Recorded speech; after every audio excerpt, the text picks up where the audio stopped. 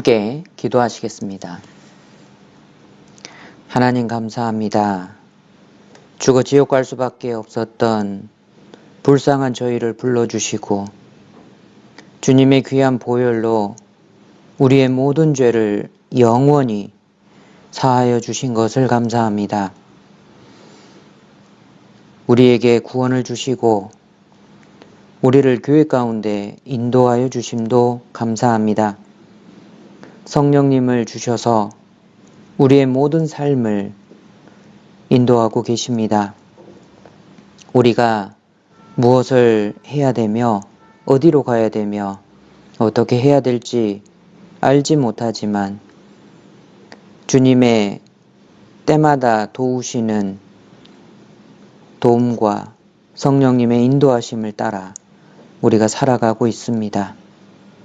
모든 삶 속에서 하나님을 우리 삶의 반석으로 받아들이고 또 주님을 우리 삶의 주인으로 모셔서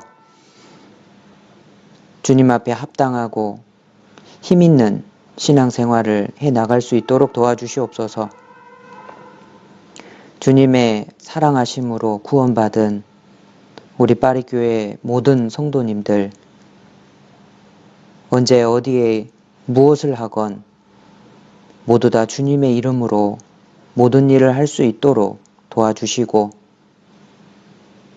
주님 앞에 기도할 때 합당한 모든 것들을 이루어 주시기를 간절히 바라고 원합니다. 특별히 우리와 관계된 많은 영혼들 주님께서 불쌍히 여기시고 구원하여 주시고 우리가 그들에게 담대히 전도할 수 있도록 도와주시옵소서. 비록 핍박이 있고 반대가 있지만 주님을 의지하고 힘껏 복음을 전하는 귀한 그리스도인들이 될 수 있도록 인도하여 주시옵소서. 뿐만 아니라 너무나도 어려운 이 세상 환경 속에서도 육신적인 모든 것들을 채워주셔서 더욱더 안정되고 평안한 가운데 주님을 더 잘 섬길 수 있도록 육신적인 축복도 허락하여 주시옵소서. 현재 코로나로 인해서 세상 모든 사람들이 힘들어하고 있습니다. 경제적인 어려움도 모든 나라에 엄습해 오고 있습니다. 이곳 프랑스도 경제적인 문제가 되고 있습니다. 그러나 그 가운데서도 주님의 사랑하는 성도들은 주님의 보호하심 아래 있다라는 것을 잘 알고 있습니다. 더욱더 주님을 의지할 수 있도록 도와주시고 주님께서 물질적인 풍요도 채워주시기를 간절히 바라고 원합니다. 모든 성도님들이 하나님 앞에 안정을 누리며 주님께 감사와 찬양을 돌릴 수 있도록 지켜주시고 함께하여 주시옵소서. 멀리 흩어져 있는 우리 귀한 성도님들 계십니다. 거리상의 이유로 함께 대면하여 교제하지 못하는 아쉬운 점은 있지만 멀리서라도 이 온라인으로 함께 말씀과 교제에 참여하고 있음에 감사드립니다. 더욱더 복을 허락하시고 주님의 능력을 더욱 허락하셔서 계신 그곳에서 복음을 전하고 하나님의 교회가 새로 세워질 수 있도록 주님 큰 축복을 허락하여 주시옵소서. 오늘도 주님의 말씀 앞에 나와왔습니다. 말씀을 듣고 잊어버리는 자가 아니라 주님의 말씀을 실행하여 복을 받는 우리 모두가 될 수 있도록 도와주시옵소서. 주 예수님 이름으로 기도드렸습니다. 아멘. 누가복음 6장 말씀을 찾도록 하겠습니다. 누가복음 6장 46절로 49절입니다.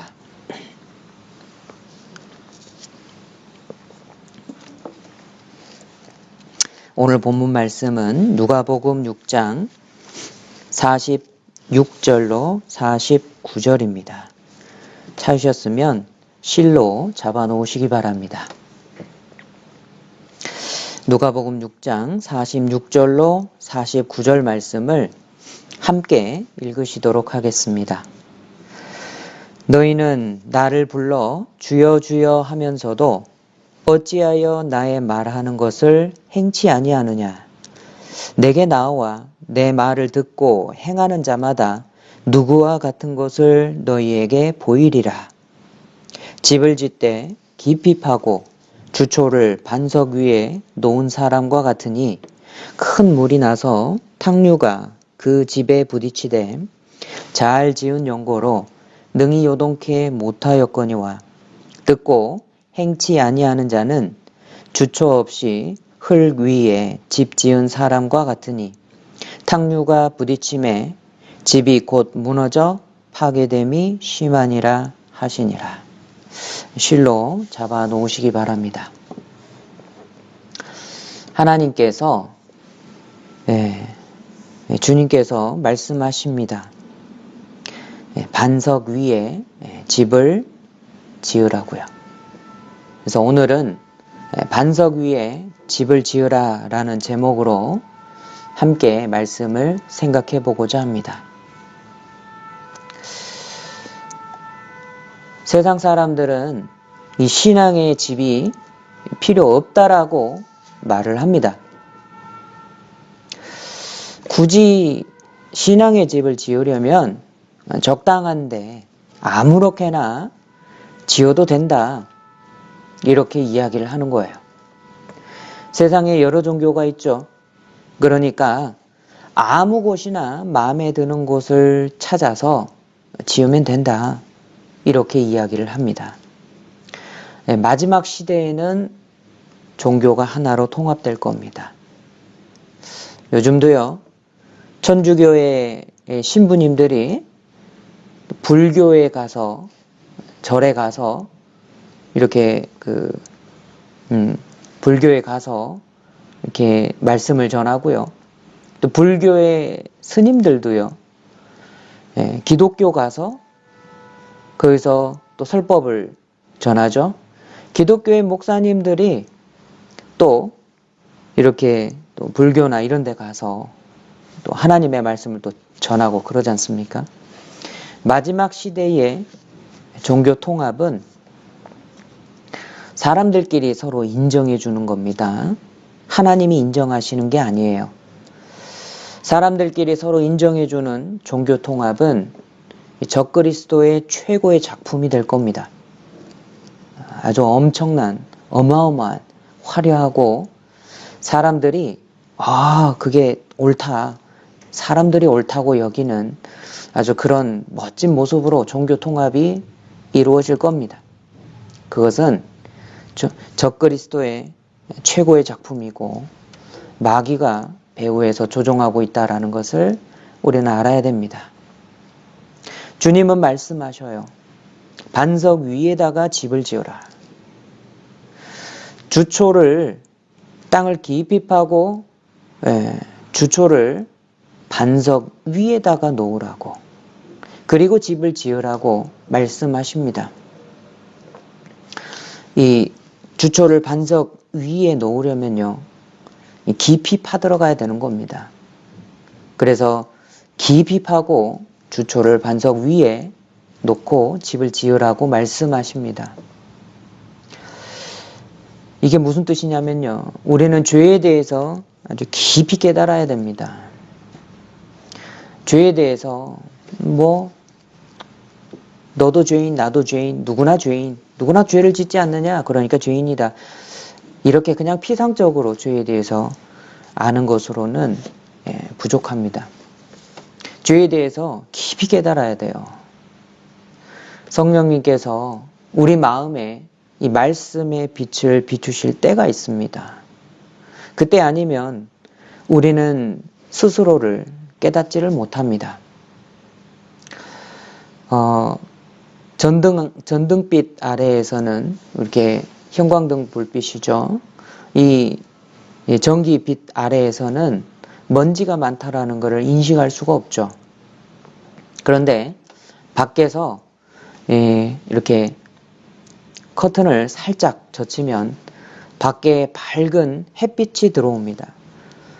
더 밝은 빛이 들어오면 먼지가 떠 있는 게 눈에 보이잖아요. 그래서 하나님께서 말씀의 빛을 우리 마음 가운데 비추실 때가 있습니다. 그때 우리는 우리 죄를 깊이 자각하게 되죠. 우리 각자가 지옥 갈 수밖에 없는 죄인인 것을 깊이 깨우쳐 알게 됩니다. 죄를 깊이 깨달아 알았다면 이제 우리에게 필요한 것은 확실한 생명을 얻도록 회개가 있어야 됩니다. 죄를 깊이 깨달은 만큼 하나님께 대한 회개도 더 분명하게 되는 거죠. 지옥 갈 수밖에 없는 분명한 죄인은 하나님 앞에 깊이 회개하게 돼 있습니다. 죄를 깨닫는 것, 회개하는 것, 이것은 우리 신앙의 가장 기본적인 주초가 되는 거예요. 그러니까 더욱더욱 깊이 파 내려가는 것이 중요할 겁니다. 그리고 이 죄, 회개의 주초와 함께 우리는 영원한 속죄의 주초를 놓아야 됩니다. 단순히 그냥 지식적으로 죄의 용서를 그냥 피상적으로 알고 끝내버리는 것이 아니라 우리의 구원은 영원한 속죄와 함께 예수님을 구주로 받아들이는 거예요. 우리의 구원은 영원한 속죄를 믿음과 동시에 하나님께로 확실하게 영원히 돌아가는 것입니다. 우리 신앙 반석은 예수 그리스도셔요. 반석이 되신 주님을 자기의 확실한 구주로 마음에 받아들여야 됩니다. 그러면 주님은 마음의 반석이 되시고 우리 능력의 반석이 되시는 겁니다. 주님께서는 그 후에 집을 지어가라 이렇게 말씀하셔요. 그렇기 때문에 우리는 먼저 주초를 반석 위에 정확하게 놓는 것이 중요합니다. 죄를 깊이 깨닫고 그 죄에 대해서 하나님 앞에 생명을 얻는 회개가 필요한 겁니다. 그리고 영원한 속죄를 바탕으로 주님께로 돌아가는 것이 필요합니다. 우리의 신앙생활은 그 후부터예요. 확실하게 구원받은 사람은 그 결과가 밖으로 나오게 돼 있습니다. 다 알게 돼 있는 거예요. 우리 신앙은 깊이 파야 됩니다. 우리 신앙이 너무나도 얕을 수도 있다. 우리는 이 점을 생각해야 됩니다. 우리 신앙이 너무나도 얕은데 그것을 혹시 모르고 있는 경우도 있을 수 있습니다. 본문 48절 말씀처럼요. 집을 짓되 깊이 파고 주초를 반석 위에 놓은 사람과 같으니 큰 물이 나서 탕류가 그 집에 부딪히되 잘 지은 연고로 능히 요동케 못하였거니와. 우리 모두의 신앙이 반석이신 주님 위에 견고하게 놓이고 또 어떠한 큰 물과 같은 어려움이 오더라도 요동치 않았으면 좋겠습니다. 우리는 깊이 파서 우리 집의 주초를 반석이 되신 주님 위에 놓아야 합니다. 주님은 반석이셔요. 주님은 우리의 반석이 되셨습니다. 우리 인생은 기초가 필요합니다. 아주 견고한 기초를 필요로 합니다. 그런데 사람 자신은요, 반석이 될 수가 없어요. 머리털 끝 하나도 희고 검게 할 수 없는 인생이에요. 연약합니다. 우리 자신은 기초가 될 수 없습니다. 어떤 사람은 하나님을 믿을 바에는 차라리 내 주먹을 믿어라. 이렇게 장담하는 사람들이 있는데요. 교만한 겁니다. 왜죠? 사람은 누구나 연약하기 때문에 잠시 후에 죽어요. 한 번 죽는 것은 정하신 것이요. 사람에게 정해졌습니다. 누구나 죽습니다.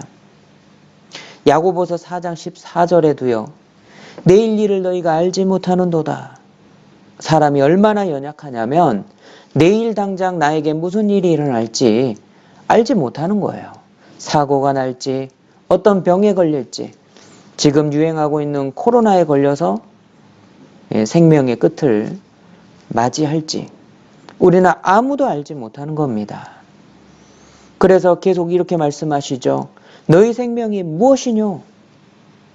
너희는 잠깐 보이다 없어지는 안개니라. 사람은 잠깐 보이다가 없어지는 안개 같은 인생이에요. 자, 성경에서는 우리 인생이 손 넓이만큼 되는 인생일 뿐이다. 이렇게 말씀하셔요. 그런데 예수님은 우리의 영원한 반석이십니다. 예수님은 영원하신 하나님이셔요. 그분은 영원히 계십니다. 하나님과 사람 사이의 중보로서 영원한 제사장이시고 영원한 중보가 되셨어요. 그렇기 때문에 하나님을 반석으로 삼고 예수님을 반석으로 삼고 성경과 영원한 복음을 반석으로 삼는 사람은 복이 있는 거예요. 주님을 제외한 다른 모든 반석을 의지하는 사람은 무너지는 인생이 되는 겁니다. 자, 여기 잡아놓으시고 신명기 32장을 찾도록 하겠습니다. 신명기 32장 31절. 신명기 32장 31절입니다. 대적의 반석이 우리의 반석과 같지 못하니 대적도 스스로 판단하도다. 자, 대적의 반석, 우리의 반석이 있죠? 예. 자, 우리의 반석은 여호와 하나님이십니다. 그러니까 대적도 반석이 있어요. 우상의 반석, 기타 많은 반석들이 있습니다.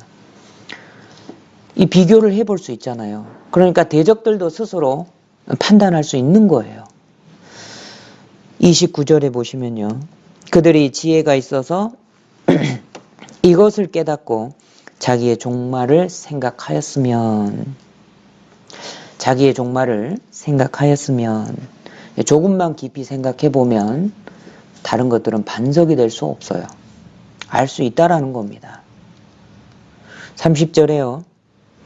그들의 반석이 그들을 팔지 아니하였고 여호와께서 그들을 내어주지 아니하셨다면 어찌 한 사람이 천을 쫓으며 두 사람이 만을 도망케 하였을까? 어찌 한 사람이 천을 쫓으며 두 사람이 10,000명을 도망가게 하는 겁니다. 이러한 현상을 보고서 생각할 수 있다라는 거예요. 여호와께서 그들을 내어주셨고 그들의 반석이 그들을 팔아버렸다. 이걸 알 수가 있는 겁니다. 대적들도 알아요. 압니다. 그런데 여전히 하나님이 아닌 다른 것들을 자신의 반석으로 삼고 있죠. 우상으로 반석을 삼고 있는 사람들이 많습니다. 소위 많이 배우고 사람들의 존경을 받는 과학자다. 그 과학을 배웠다라고 하는 사람들의 그 모든 기반이 뭐냐면 진화론이에요. 이 진화론을 기초로 삼고 있는 사람들이 많습니다. 맹신론적으로 따라가고 있는 경우가 많아요. 과학이라는 것은 사실, 팩트가 아니라 확률입니다. 확률. 그런데 그걸 따라가고 있는 사람들이 많습니다. 그리고요, 이 무신론을 반석으로 삼는 사람들이 많잖아요. 칼 막스라든지 니체라든지 지금도 무신론을 따라가는 사람들이 많습니다.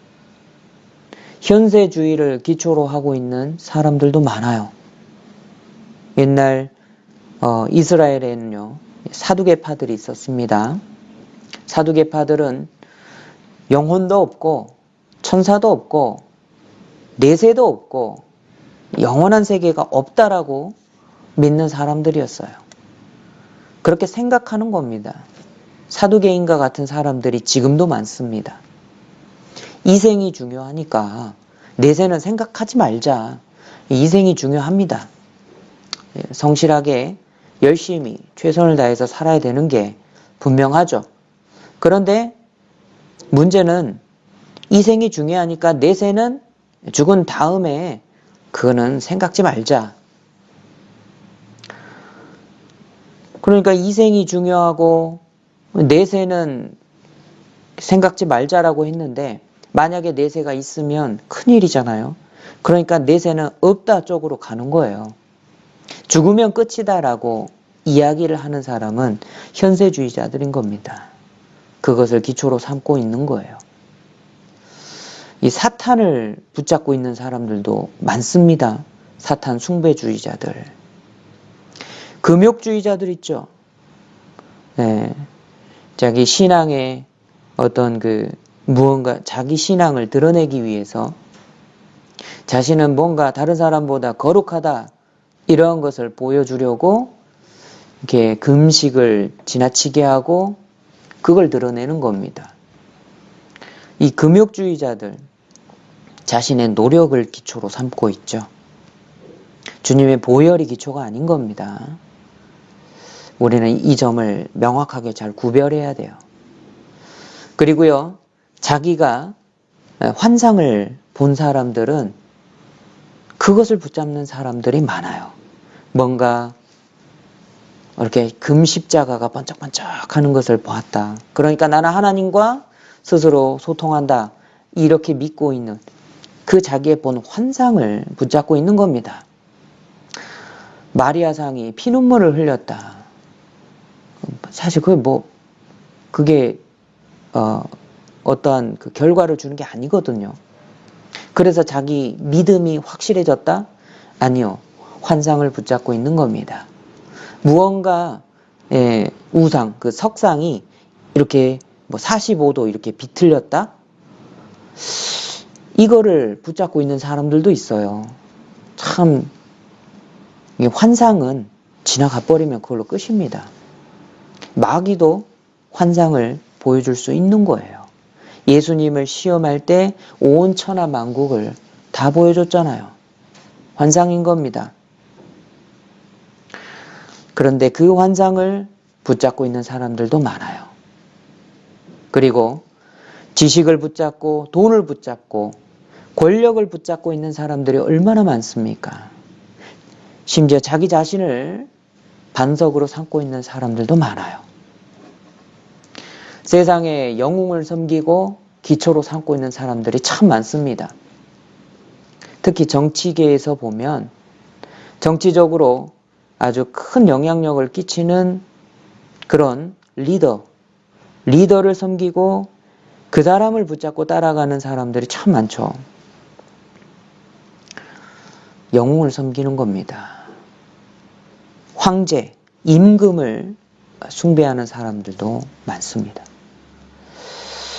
그런데 이 모든 사람들은요, 오늘 밤이라도 하나님이 네 영혼을 취하시리니 이렇게 되면 이들의 반석은 아주 썩은 흙이었다라는 것을 알게 될 겁니다. 하나님 앞에 서면 당황하게 돼요. 반석이 없다. 이거를 깨닫는 순간 하나님 앞에 당황할 겁니다. 이 루터는요, 카톨릭이 아니라 그리스도를 기초로 삼았어요. 루터는 위협을 많이 받았습니다. 죽을 위기도 많이 넘겼습니다. 그런데 루터는 자신의 기초를 그리스도로 삼았어요. 정말 잘 삼은 겁니다. 왜죠? 그리스도는 구원의 반석이 되셨기 때문에 그래요. 그리스도는 구원의 반석이십니다. 신명기 32장 15절 보시죠. 그러한데 여수론이 살찜에 발로 찼도다. 네가 살찌고 부대하고 윤택함에 자기를 지으신 하나님을 버리며 자기를 구원하신 반석을 경홀히 여기셨도다. 자, 여기에 하나님과 반석을 대꾸적으로 같은 맥락으로 말씀하고 계십니다. 하나님은 반석이셔요. 자, 그런데 하나님은 자기를 지으신 하나님이십니다. 그리고 자기를 구원하신 반석이신 거예요. 18절도 보겠습니다. 너를 낳은 반석은, 여기 반석이 너를 낳았다라고 돼 있죠? 너를 낳은 반석은 네가 상관치 아니하고 너를 내신 하나님은 네가 해줬도다. 낳은 반석이고 내신 하나님이신 거예요. 그리스도는 구원하신 반석입니다. 성경에는 하나님이 우리 구원의 반석이라고 말씀하고 계십니다. 우리를 낳으신 반석이라고 말씀하고 계셔요. 또 시편 기자는요, 우리 구원의 반석에 대해서 우리가 마땅히 어떠한 태도를 취해야 되는가, 이거를 잘 가르쳐주고 있습니다. 시편 95편을 찾겠습니다. 시편 95편. 시편 95편 1절입니다. 1절과 2절. 오라. 자, 여기 오라 이렇게 이야기하고 있죠. 와 보라라는 겁니다. 보라는 겁니다. 우리가 여호와께 노래하며 우리 구원의 반석을 향하여 즐거이 부르자. 우리가 감사함으로 그 앞에 나아가며 시로 그를 향하여 즐거이 부르자. 우리 구원의 반석이신 여호와를 향해서 기쁨과 감사함으로 찬양하는 게 마땅합니다. 그리고 우리는요, 주님 앞으로 나아가야 됩니다. 그냥 머물러 있으면 안 돼요. 우리는 주님 앞에 나아가야 됩니다. 왜죠? 3절. 대저 여호와는 크신 하나님이시요 모든 신 위에 크신 왕이시로다. 온 우주에 하나님보다 더 크신 이가 없습니다. 4절. 땅의 깊은 곳이 그 위에 있으며 산의 높은 곳도 그의 것이로다. 바다가 그의 것이라. 그가 만드셨고 육지도 그의 손으로 지으셨도다. 땅의 깊은 곳, 산들의 높은 곳, 바다도 육지도, 온 하늘도 모두 다 하나님이 창조하셨습니다. 지금도 하나님이 붙잡고 계셔요. 그래서 6절에 오라 이렇게 이야기하죠. 우리 모두는 여호와 하나님 앞에 나와야 됩니다. 오라. 주님이 초대하시는 거예요. 나아가서 우리가 굽혀 경배하며 우리를 지으신 여호와 앞에 무릎을 꿇자. 마땅히 우리는 하나님 앞에 무릎을 꿇고 경배하는 것이 맞습니다. 너무나도 지극히 당연한 거예요. 우리가 주님을 기뻐하고 주님을 노래하고 무릎을 꿇고 경배하는 것이 당연합니다. 그 이유가 7절입니다. 함께 읽으시죠. 대저 저는 우리 하나님이시요 우리는 그의 기르시는 백성이며 그 손의 양이라. 너희가 오늘날 그 음성 듣기를 원하노라. 1절에 보시면 하나님은 우리의 구원의 반석이다. 이렇게 말씀하시죠. 그리고요, 하나님은 구원하신 이후에 친히 우리의 하나님이 되어 주십니다. 그리고 우리를 기르시는 분이에요. 우리는 하나님 손의 양이죠. 하나님은 우리의 목자가 되셔요. 이 양의 특성이 뭐냐면 멀리 볼 수 없어요. 눈이 나쁘거든요. 근시안을 가졌습니다. 가까운 곳밖에 못 봐요. 그런데 양이 잘하는 게 있다면 자기 목자의 소리를 잘 듣습니다. 정확하게 분별하는 거예요. 우리는 주님의 양으로서 이 목자의 음성을 들어야만 안정을 찾을 수 있는 사람입니다. 자, 그래서 시편 23편에 이렇게 잘 표현하고 있죠. 여호와는 나의 목자시니, 여호와는 나의 목자시니 내가 부족함이 없으리로다. 주님이 목자가 되시고 또 주님을 따르는 양은 부족함이 없어요. 비록 지금은 갈증을 느끼고 멀리 있는 물을 바라볼 수 없어요. 그런데 불안하지 않습니다. 왜죠? 나를 구원하신 주님이 내 앞서 가고 계십니다.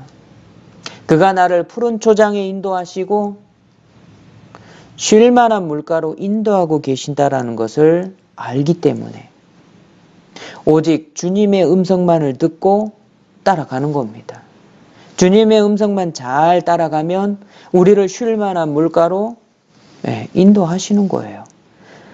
우리는 쉴 만한 물가로 인도받는다. 이것을 알고 있기 때문에 비록 지금 형편은 어렵지만 지금은 불안하지만 부족하지 않는 겁니다. 그리고 주님은요, 나의 영혼을 소생시키시고 의의 길로 인도하시는 분이에요. 나의 평생에 주님의 선하심과 인자하심이 나를 따라옵니다. 정녕 나를 따라옵니다. 그리고 여호와의 집에 영원히 거한다. 우리는 이 사실을 알고 있습니다. 믿고 있습니다. 그렇기 때문에 비록 지금은 사망의 음침한 골짜기로 지나고 해가 나에게 미쳐오는 것처럼 보일지라도 두려워하지 않는 거예요. 왜냐? 참으로 나는 어려운 상황 중에 있지만 진짜 어려운 상황 중에 있음에도 불구하고 주님의 지팡이와 주님의 막대기가 항상 내 곁에서 나를 안위하고 계심을 보고 있기 때문입니다. 결국에 주님은 나에게 승리를 주셔요. 내 원수의 목을 밟게 하실 것이고 내 원수 앞에서 나에게 상을 베풀어 주실 겁니다. 내 잔이 넘치도록 주님의 은혜와 사랑을 부어 주실 겁니다. 우리는 이 구원의 반석이시고 우리를 인도하고 계시는 주님의 음성을 잘 들어야 돼요. 그래서 시편 95편 기자도요, 이 마음을 강팍하게 하지 말라고 권하고 있습니다. 8절 이르시기를 너희는 무리바에서와 같이 또 광야 마사의 날과 같이 너희 마음을 강팍하게 말지어다. 마음을 강팍하게 하지 말라고 권하고 있죠. 그러면서 무리바와 광야 마사의 날을 이야기하고 있습니다. 그때 무엇을 하였을까요? 9절에 나옵니다. 9절 그때에 너희 열조가 나를 시험하며 나를 탐지하였고 나의 행사를 보았도다. 네, 그때 너희 열조가 나를 시험하고 나를 탐지했다라는 거예요. 누가 감히 하나님을 시험하고 탐지할 수 있겠습니까? 안타깝게도 애굽에서 구원받은 이스라엘 백성들, 친히 하나님의 능력을 보고 하나님의 구원을 경험한 이스라엘 백성들이 하나님을 시험했어요. 9절에서요. 나를 시험하며 나를 탐지하고 이렇게 말씀하시죠. 이게 무슨 말이냐면요. 하나님이 정말 우리 이스라엘과 함께하고 계시는가 의심하고 시험해 봤다라는 거예요. 그거를 말씀하시는 겁니다. 여기 손으로 잡으시고요. 출애굽기 17장 7절입니다. 시편 95편은 손으로 손으로 잡으시고 출애굽기 17장 7절입니다. 출애굽기 17장 7절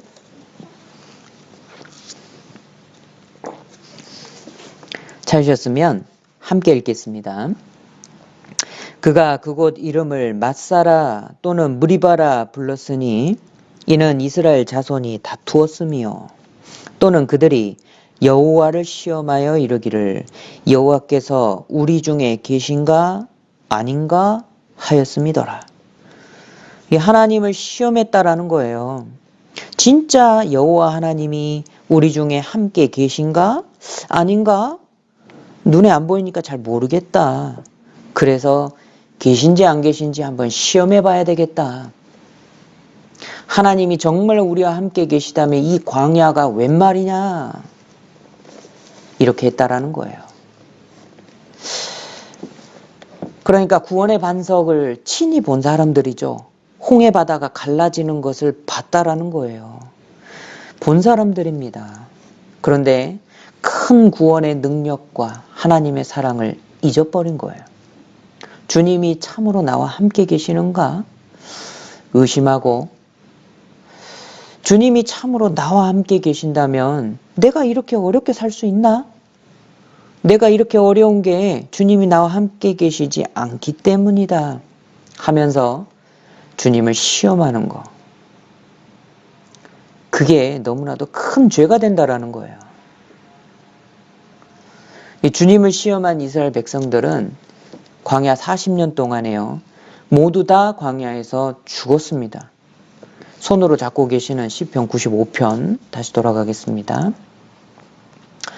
시편 95편 10절 내가 40년을 그 세대로 인하여 근심하여 이르기를 저희는 마음이 미혹된 백성이라 내 도를 알지 못한다 하였도다. 그러므로 내가 노하여 맹세하기를 저희는 내 안식에 들어오지 못하리라 하였도다. 자, 모두 다 광야에서 엎드러 죽었습니다.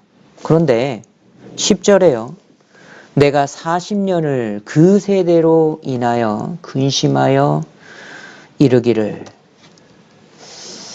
비록 이스라엘의 구원 1세대가 모두 광야에서 죽었습니다.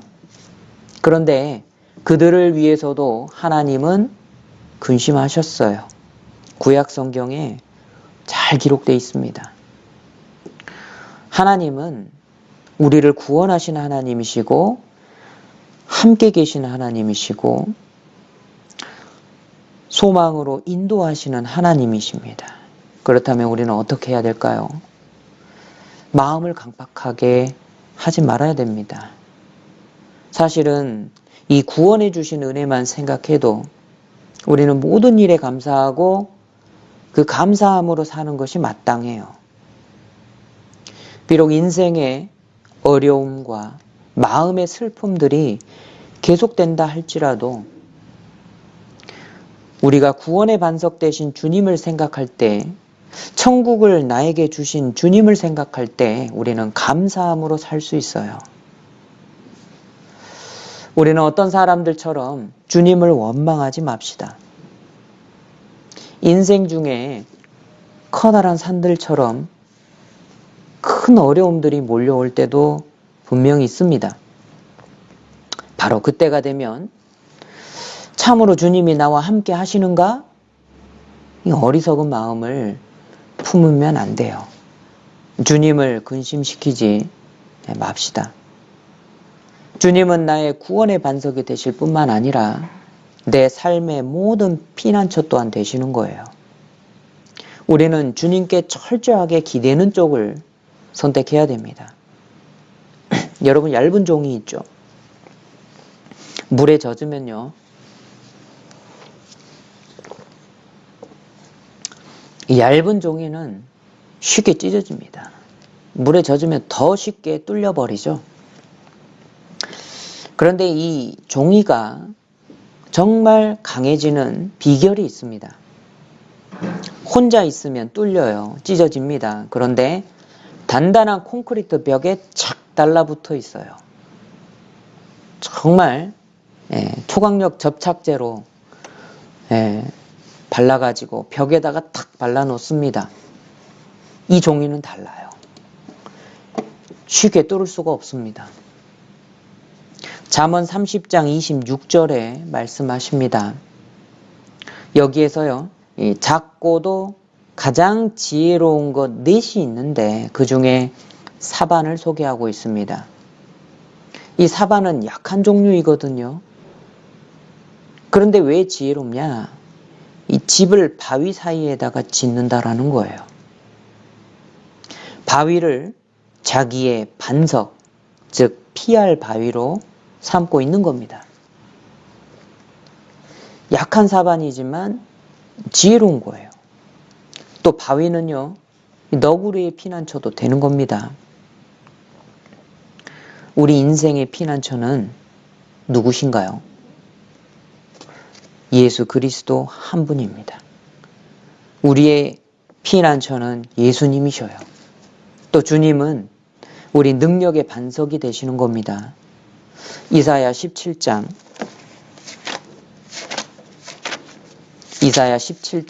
10절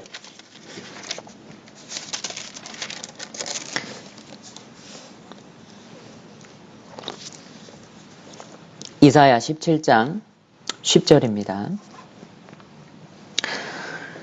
찾으셨으면 제가 읽겠습니다. 이는 네가 자기 구원의 하나님을 잊어버리며 자기 능력의 반석을 마음에 두지 않은 까닭이라. 그러므로 네가 기뻐하는 식물을 심으며 이방의 가지도 이종하고.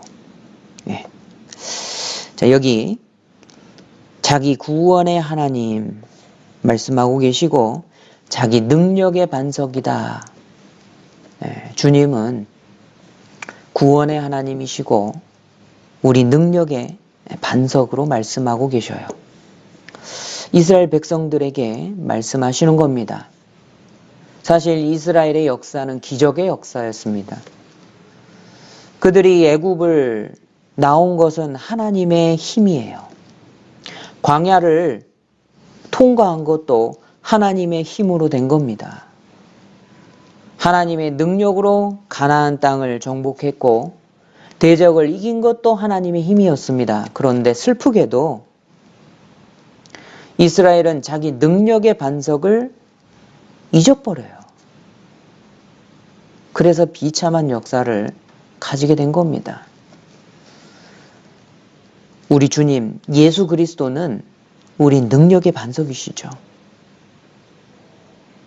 우리도 마찬가지예요. 사탄 권세에서 우리를 건지신 것도 주님의 힘입니다. 지옥에서 건져 올리신 것도 주님의 능력인 거예요. 우리 신앙생활에 활력을 불어 넣어주시는 분이 주님이시잖아요. 모든 환난, 역경을 이기고 넘어가게 하시는 분도 주님이십니다. 우리가 우리 힘으로 봉사를 할 수 있습니까? 그런데 우리 손에 능력을 주시는 분도 주님이셔요. 역경, 고난, 우리 머리로는 이해되지 않는 문제, 그 고난과 죽음을 극복하게 하시는 능력의 반석이 주님이신 겁니다. 이 능력의 반석은 다른 사람들은 다 쓰러질지라도 그곳에서 우리를 일어나게 하시는 능력의 반석이셔요. 사도 바울의 삶이 능력이 있었습니다. 왜 그러냐면 주님을 자기 능력의 반석으로 삼았기 때문에 그래요. 그 능력은 감옥에서조차도 찬송하게 만들었습니다. 능력 주시는 자 안에서 내가 모든 것을 할 수 있느니라. 사도 바울을 통해서 너무나도 큰 일을 이루신 분이 능력의 반석이셔요. 그 능력이 우리 안에도 있습니다. 주는 영이시니 주의 영이 계신 곳에는 자유함이 있으며 주님이 우리 가운데 계십니다. 변화가 나타납니다. 우리 삶이 변하고 우리 인생이 바뀌고 우리 주위의 사람들이 바뀌는 겁니다. 우리를 통해서 하나님의 능력이 나타나는 겁니다. 그래서 우리는 우리 개개인의 힘의 원천을 주님으로 삼아야 돼요. 우리 힘의 원천은, 우리 힘의 근본은 주님입니다. 나에게서 나오는 게 절대 아닙니다. 우리 힘의 원천은 주님이십니다. 우리 주님은 구원의 반석이셔요. 또한 동시에 우리 주님은 우리 소망의 반석이십니다. 구원도 주님께로부터, 그리고 소망도 주님께로부터 나요. 시편 62편을 찾겠습니다. 시편 62편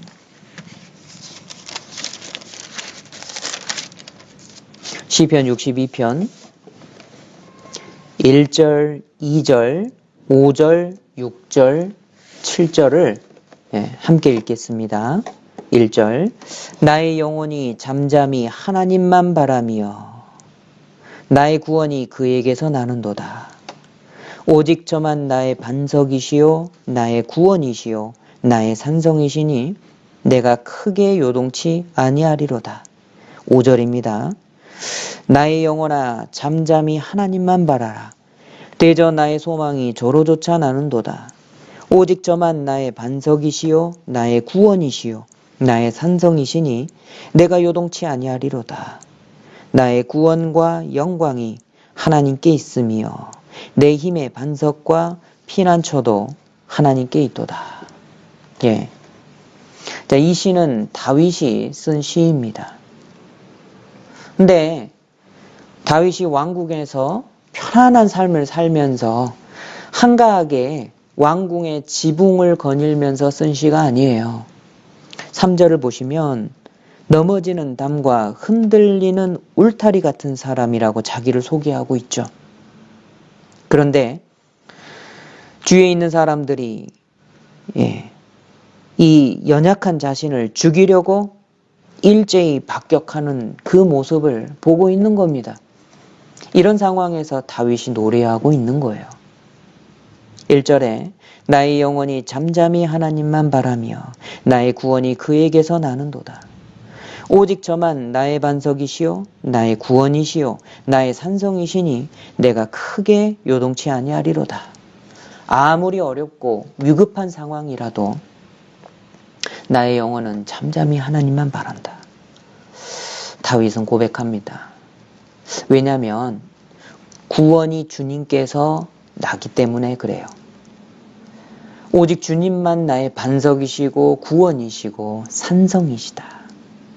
그러므로 내가 크게 요동치 않는다. 똑같은 내용을 소망에도 적용하고 말을 하고 있습니다.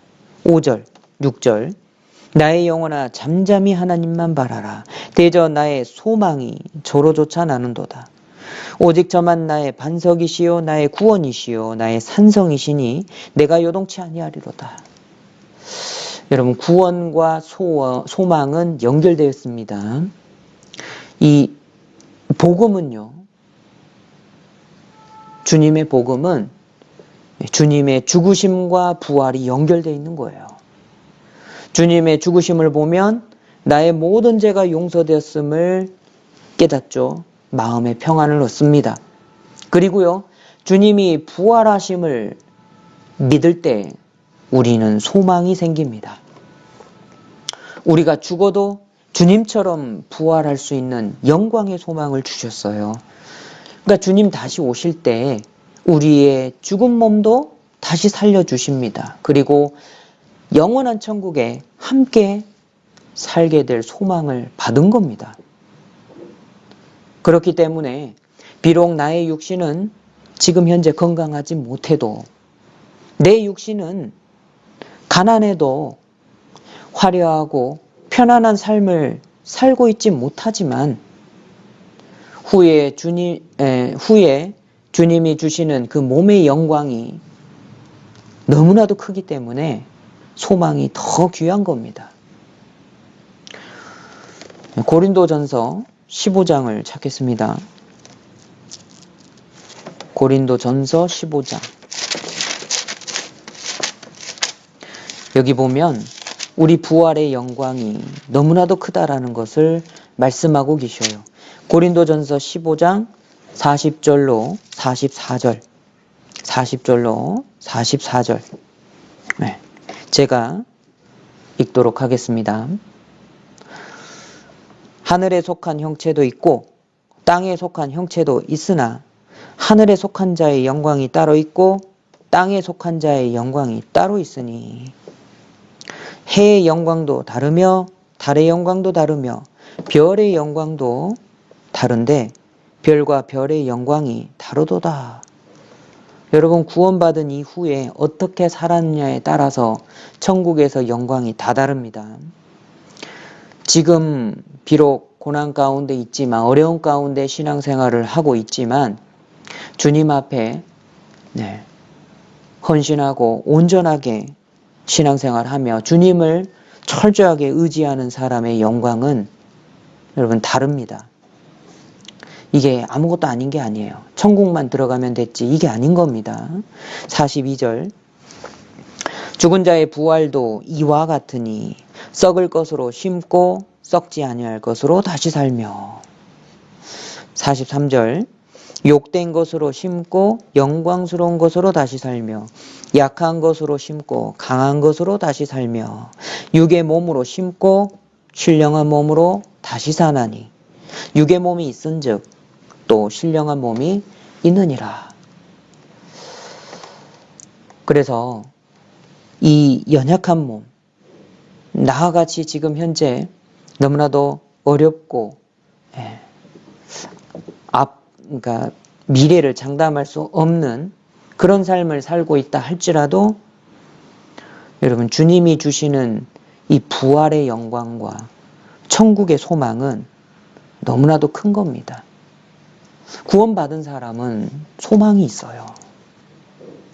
우리는 부활의 소망을 깨달아야 됩니다. 이 부활의 영광을 깨달아 아는 그리스도인은 신앙의 목표가 달라질 겁니다. 그에 따라서 그 삶도요 완전히 달라질 거예요. 고린도전서 15장 58절 15장 58절 함께 읽으시죠. 그러므로 내 사랑하는 형제들아 견고하며 흔들리지 말며 항상 주의 일에 더욱 힘쓰는 자들이 되라. 이는 너희 수고가 주 안에서 헛되지 않은 줄을 알미니라. 우리가 부활의 소망을 확실하게 알게 되면 견고한 신앙, 흔들리지 않는 신앙이 될 겁니다. 항상 주님 일에 더욱 힘쓰는 신앙이 될 겁니다. 이 땅에서의 모든 수고는 주님 안에서 헛되지 않습니다. 천국에서 주시는 그 상급의 소망도 있는 거예요. 주님은 소망의 하나님이십니다. 우리의 소망, 예수 그리스도이십니다. 또 주님은 우리의 위로의 반석이 되셔요. 그분은 위로의 반석이십니다. 하나님께서 이스라엘을 출애굽시키시고 따라다니면서 동고동락하셨습니다. 주님은 그들을 안고 가신 거예요. 주님은 모든 위로의 하나님이신 겁니다. 누가 아픈 가슴을 진정으로 위로할 수 있습니까? 누가 욥의 고난을 이해하고 그 마음을 위로할 수 있습니까? 주님밖에 없어요. 우리도요, 욥만큼은 아니어도 나의 삶의 위로가 필요합니다. 고생과 고난의 연속인 나의 인생이잖아요. 몸도 아파서 더 힘든 인생입니다. 근심 걱정이 수시로 찾아오기 때문에 새벽에 잠을 이룰 수가 없는 인생이에요. 깨어 눈물로 베개를 적시는 분, 내 눈물로 베개를 적시는 그런 분들이 우리 가운데 많지 않습니까? 누가 나의 눈물을 닦아줄 수 있습니까? 누가 나의 아픈 마음을 어루만져 줄 수 있나요? 주위 사람들을 보지 마시기 바랍니다. 한 입을 덮고 자는 아내도 남편도 진정으로 나를 위로해 주지는 못해요. 그럼 누가 내 마음을 만져주시고 위로해 주실 수 있습니까? 주님밖에 없어요. 오직 주님만이 모든 위로의 반석이십니다. 또 주님은 나를 따르시는 반석이에요. 나를 따라오셔요. 그래서 나를 따라오시는 이유가 뭐냐면 공급하시기 위해서예요. 나를 따라오시고 공급하시는 반석이십니다. 출애굽기 17장 6절에 말씀하십니다. 내가 거기서 호렙산 반석 위에 너를 대하여 서리니 너는 반석을 치라. 반석이 나오죠? 치라는 겁니다. 그것에서 물이 나리니 백성이 마시리라. 정말 광야에 물을 찾기 어려운데 이스라엘 백성들이 갈아여 죽을 지경입니다. 목말라 죽을 지경이에요. 그래서 하나님께서 모세에게 말씀하시죠. 호렙산 반석 위에 너는 설 것이고 반석을 치라. 물이 날 것이다. 백성이 마실 것이다. 네. 출애굽 당시에 이스라엘 백성이 반석을 치고 나온 물을 마셨습니다. 자, 이 사건에 대해서 사도 바울은요, 고린도전서 10장 4절에 이렇게 말씀하십니다. 다 같은 신령한 음료를 마셨으니, 자, 여기 신령한 음료가 나오죠? 이는 저희를 따르는 신령한 반석으로부터 마셨음에 그 반석은 곧 그리스도시라. 자, 저희를 따르는 하나님이 이스라엘 백성을 따르셨습니다. 신령한 반석이신 거예요. 그 반석으로부터 마셨는데 그 반석은 누구시냐? 곧 그리스도시라. 주님은 우리를 따르시는 반석이셔요. 그리고 우리를 공급하시는 반석이십니다. 나의 평생의 선하심과 인자하심이 정녕 나를 따르리니. 내 삶에 부족함 없이 하나님은 공급하여 주시는 반석이십니다. 그리고요, 하나님은 인도하시는 반석이셔요. 시편 31편 3절에 주는 나의 반석과 산성이시니 주님은 나의 반석이시고 산성이시다. 그러므로 주의 이름을 인하여 나를 인도하시고 지도하소서. 나를 인도하시고 지도하시는 반석이시다라는 겁니다. 그래서 시편 144편 1절에도요. 나의 반석 여호와를 찬송하리로다. 저가 내 손을 가르쳐 싸우게 하시며 손가락을 가르쳐 치게 하시도다. 주님은 우리를 인도하시고 지도하시는 분이십니다. 앞일을 우리는 전혀 알 수가 없어요. 그게 인생입니다. 나는 어디로 가야 되나? 무엇을 해야 하나? 어디에 머물러야 되나? 여기를 떠나야 되나? 아니면 그냥 있어야 되나? 도무지 알지 못합니다. 광야에서 이스라엘 백성들이 그랬던 것처럼 어디로 가야 될지, 머무르면 여기 계속 머물러야 될지, 떠나면 언제 떠나야 될지 도무지 알지 못한 것처럼 우리 인생도 광야 가운데 있는 겁니다. 이정표도 없고 표지판도 없고 목적지도 우리는 알 수가 없어요. 그런데 주님이 구름기둥과 불기둥으로 인도하셨죠.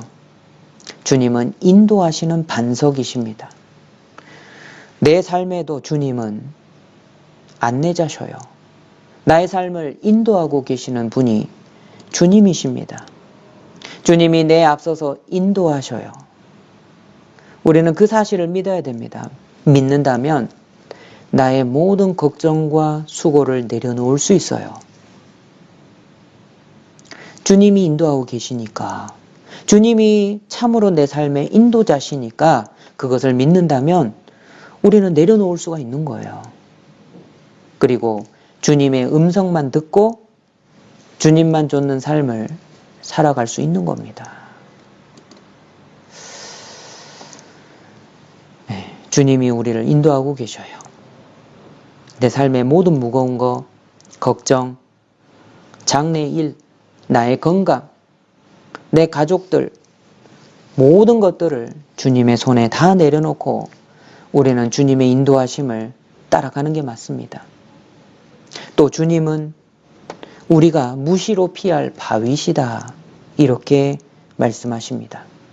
주님은 무시로 피할 바위예요. 이 무시로, 이 말이 무슨 뜻이냐면 항상이란 뜻이거든요. 그러니까 항상 달려가서 피할 수 있는 바위를 말하는 겁니다. 시편 71편 3절에 주님은 나의 무시로 피하여 거할 바위가 되소서.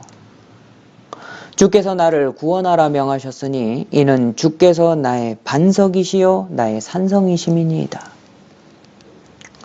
시편 94편 22절에도요. 여호와는 나의 산성이시요 나의 하나님은 나의 피할 반석이시라. 주님은 나의 무시로 피하여 거할 바위가 되십니다. 언제나 우리는 주님께로 달려가 피할 수 있어요. 하나님은 언제나 우리를 보호하고 계시는 분이십니다. 항상 우리의 기도를 듣고 계셔요. 우리의 피난처가 되셔요. 그러니까 무시로 피할 바위, 주님이 무시로 피할 바위시라면 그렇다면 우리의 기도도 무시로 해야 됩니다. 항상 매 순간마다 그게 맞을 겁니다. 그리고 주님은 내 마음의 반석이신 거예요. 시편 73편 26절에 내 육체와 마음은 쇠잔하나 하나님은 내 마음의 반석이시요 영원한 분기시라. 내 육체도 마음도 쇠합니다. 그렇기 때문에 영원하신 하나님을 마음의 반석으로 삼아야 돼요. 이 여호와 하나님을 자기 반석으로 삼는 사람은 복이 있습니다. 시편 18편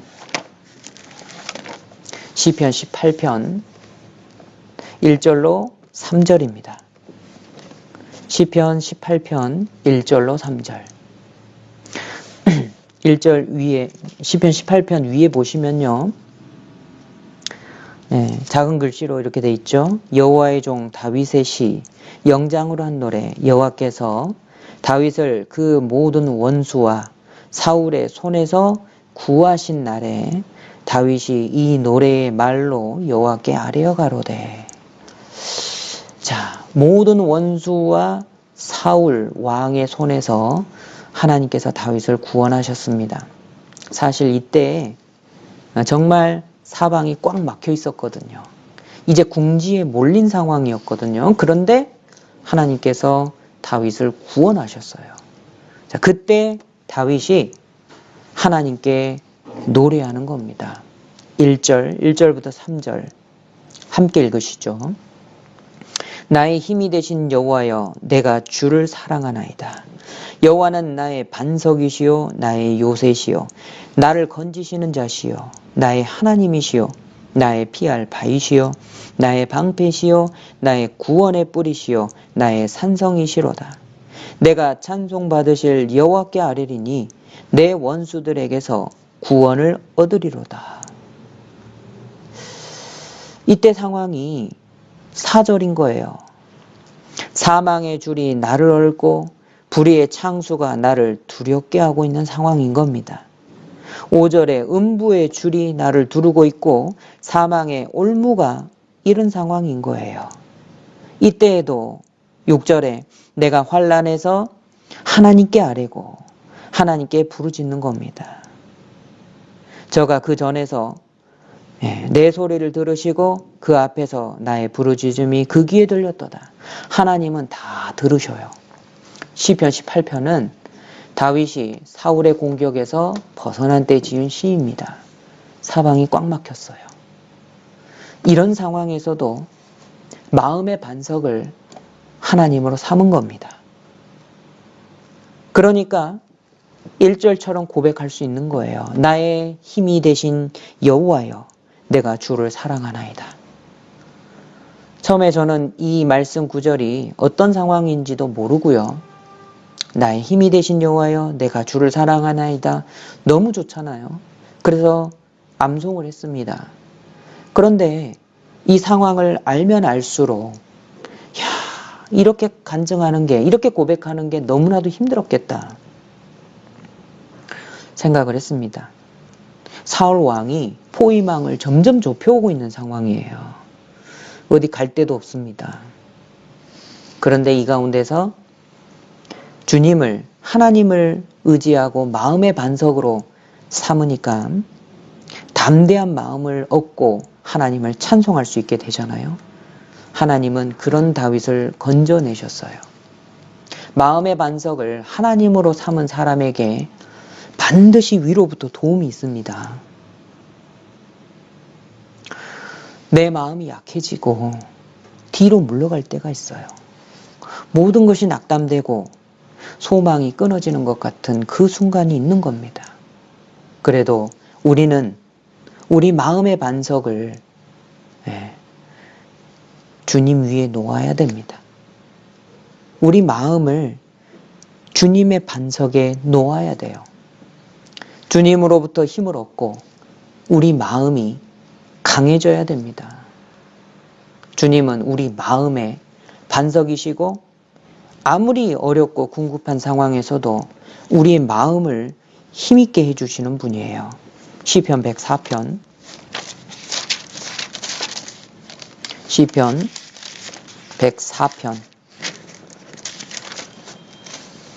15절입니다. 시편 104편 15절 제가 읽겠습니다. 사람의 마음을 기쁘게 하는 포도주와 사람의 얼굴을 윤택케 하는 기름과 사람의 마음을 힘있게 하는 양식을 주셨도다. 주님은 우리의 마음을 힘있게 하시는 우리 마음의 반석이십니다. 그리고요, 주님은 이 교회를 반석 위에 세우셨어요.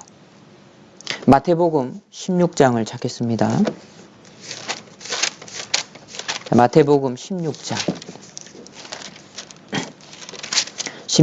18절 마태복음 16장 18절입니다.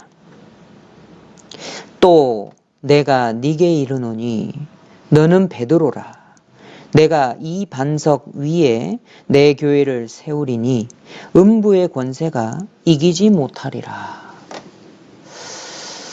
자, 주님이 베드로를 보고 말씀하십니다. 너는 베드로라.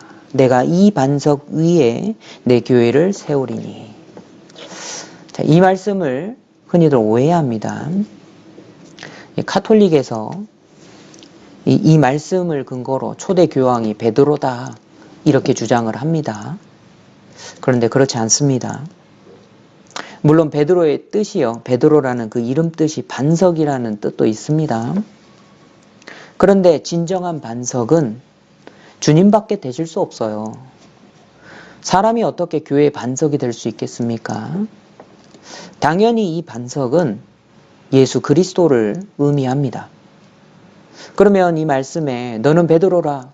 내가 이 반석 위에 내 교회를 세우리니 이렇게 말씀하신 건 무슨 뜻입니까?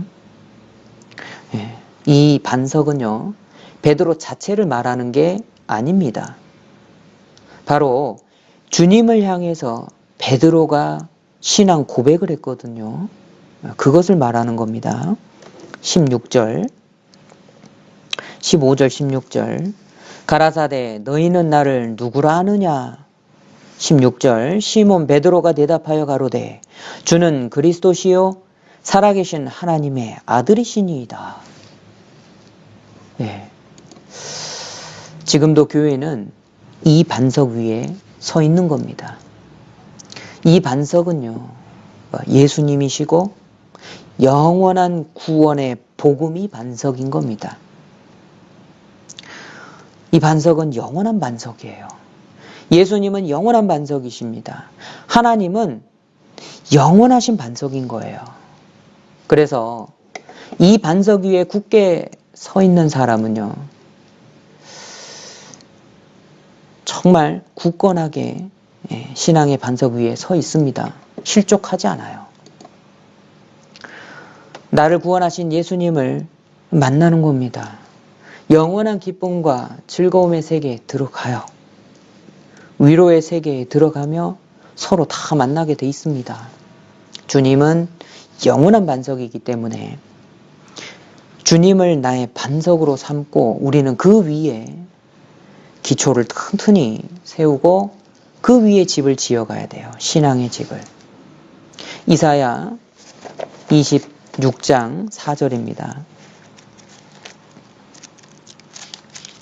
이사야 26장 4절.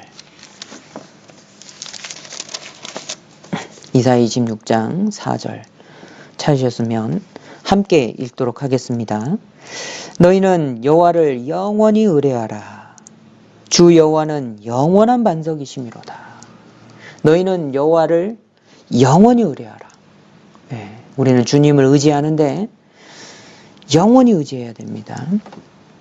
왜냐하면 주 여호와는 영원한 반석이시기 때문에 그렇습니다. 우리는 영원한 반석이신 주님만 의뢰하고 그 반석 위에 우리의 집을 지어가야 될 겁니다.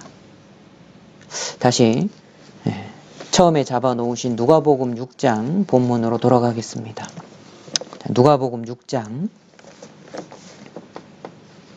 46절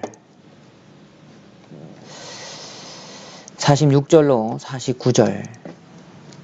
49절입니다. 자, 46절은 함께 읽겠습니다. 너희는 나를 불러 주여 주여 하면서도 어찌하여 나의 말하는 것을 행치 아니하느냐. 이 46절에서요. 주님은 행함에 대해서 말씀하고 계십니다. 자, 그리고 주님의 말씀을 따라서 행하는 사람이 48절이라고 말씀하셔요. 집을 짓되 깊이 파고 주초를 반석 위에 놓은 사람과 같으니. 자, 47절에 내게 나와 내 말을 듣고 행하는 자마다. 48절에 집을 짓되 깊이 파고 주초를 반석 위에 놓은 사람과 같다. 이렇게 말씀하시는 겁니다. 그런데 주님의 말씀을 같이 들어요. 듣고 실행하지 않는 사람은 49절이라고 말씀하셔요. 49절 듣고 행치 아니하는 자는 주초 없이 흙 위에 집 지은 사람과 같으니. 네. 하나님의 말씀을 들었지만 행함이 없는 사람은 주초 없이 흙 위에다가 집 지은 사람과 같다고 이야기하십니다. 이 세상은요, 결론과 결단을 원합니다. 신학적인 논쟁이 얼마나 많습니까? 이게 옳다, 저게 옳다. 서로 자기가 옳다고 논쟁을 하죠. 그런데 실행하지는 않습니다. 세상 사람들은요, 실행되지 않는 설교에 지쳐 있습니다. 말은 잘하는데 주님 앞에 행하지를 않는 거예요. 행함이 없는, 교훈은 받지만